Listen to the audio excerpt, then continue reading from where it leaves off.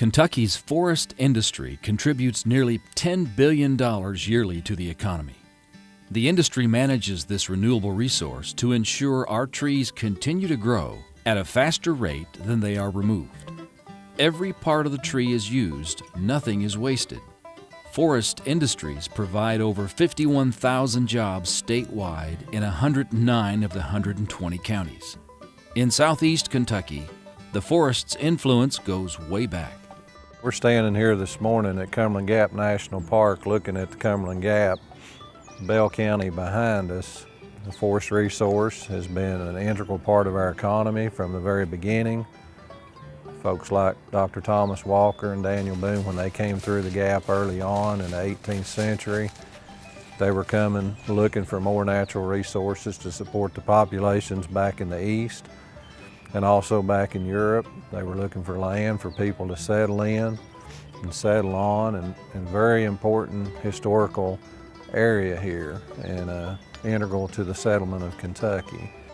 Today, with the Commonwealth leading the South in hardwood sawlogs and veneer, we asked several wood industry professionals what this valuable resource means to the area.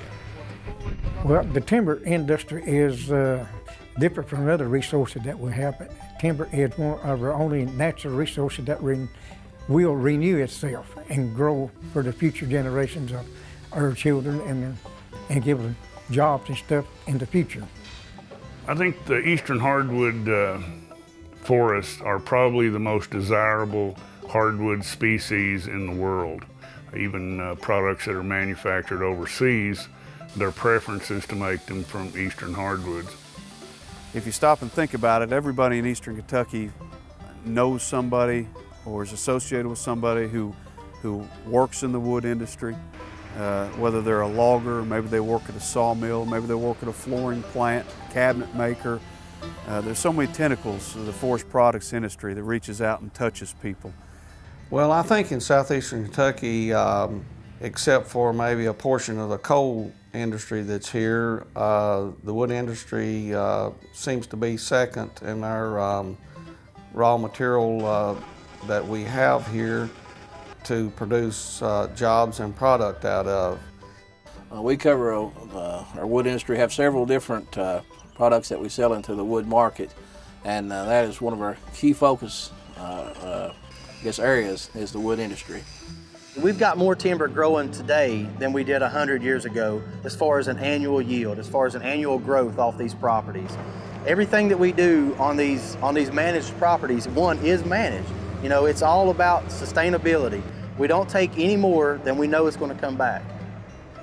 Forest stewardship protects our state's renewable resource and prevents waste. We use the entire resource. Once the log reaches here, every part of that log is made into a merchantable product.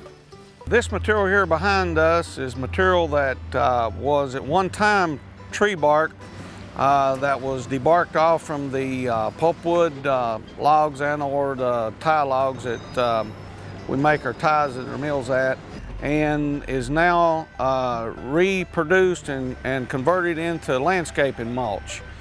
We bring a log in here, we'll debark it and we'll take the bark and process it into mulch that we sell. Any of the scrap that comes off the log is ground up into chips that's sold for usually to the paper industry. And then the dust, my boiler here that we dry the wood is a wood-fired boiler. A properly managed forest not only provides timber, but also natural beauty, wildlife, recreation, and high-quality water. Lumber companies employ foresters to survey woodlots and measure trees to be harvested. What I'm doing now is taking a clinometer and measuring tree height. And I figured those numbers, and I have a 2.5 log tree. The Kentucky Division of Forestry also offers landowners management advice. Management also includes conservation of soil and water after timber harvest. To do this, among other things, loggers build water bars to close out logging roads. Keeps you washing all your soil downstream.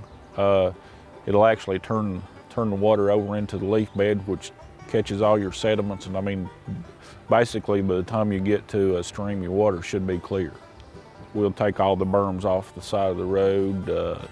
We mulch any entrance. Anytime we went through a perennial stream or an inlet stream, we'll always have to mulch and seed that. There are approximately 708 facilities in 109 counties that manufacture furniture, trim, flooring, and barrels. Hundreds of communities rely on this industry. Got laid off in the coal mines, was looking for an occupation to get into that I could sort of support my family. And that's the way I got started in the logging business. I'd say on our customer list, we have in excess of, I'd say over 100 logging customers that do a parts business, that look at purchasing equipment, be it new, used, rental equipment. So as far as for us at Wayne Supply, the logging and the forest industry is very important. We employ 39 people. We buy material from approximately 60 loggers throughout the region. As long as we need paper products and the railroad needs cross ties, they should be a good market in the future for this product as well. We are basically a forestry and sawmill company. We are a large landowner. We own lots of acres here in Kentucky that we manage for sustainable timber product. We are part of a larger company in eastern Kentucky. We employ probably in excess of over 800 people, so we're a rather large company for Kentucky. Anytime you manufacture something, you add value to it locally. If we're sawing white oak, it would be brought up to the debarker and the bark removed from the log. We use electronic scanning equipment in the mill. Hardwood lumber is used primarily in hardwood flooring, cabinets, furniture, higher-end molding. We have right now around 100 employees. Those jobs are anything from a guy cruising timber to somebody physically handling wood here. And we have lumber graders, sawyers, saw filers.